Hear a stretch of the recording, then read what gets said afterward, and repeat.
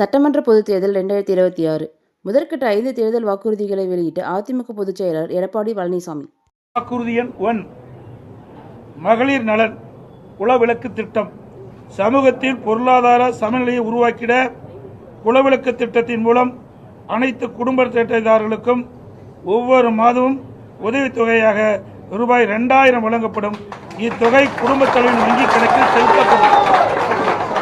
வாக்குறுதி எண் 2 ஆண்களுக்கும் மகளிருக்கும் கட்டணமில்லா பேருந்து பயண திட்டம்.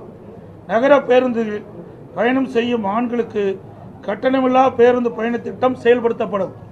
ஏற்கனவே நடைமுறையில் இருக்கும் நகர பேருந்துகளில் பயணம் செய்யும் மகளிருக்கான கட்டணமில்லா பேருந்து பயண திட்டம் தொடர்ந்து செயல்படுத்தப்படும். அறிவிப்பு எண் 3 அனைவருக்கும் வீடு அம்மா இல்லம் திட்டம்.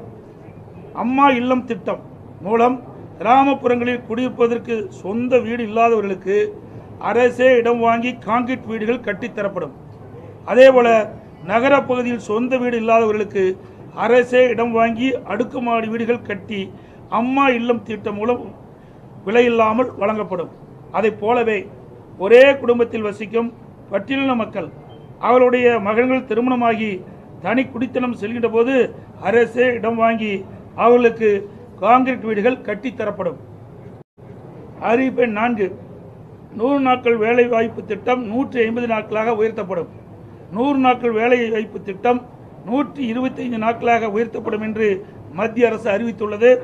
கிராமப்புறங்களின் வளர்ச்சிக்கான இத்திட்டம் 150 நாட்கள் வேலைவாய்ப்பு திட்டமாக உயர்த்தப்படும். அறிவிப்பு 5 அம்மா இருசக்கர வாகனம் வழங்கும் திட்டம். மகளிருக்கு ரூபாய் 25,000 மானியத்துடன் 5 லட்சம் மகளிருக்கு அம்மா இருசக்கர வாகனங்கள் வழங்கப்படும்.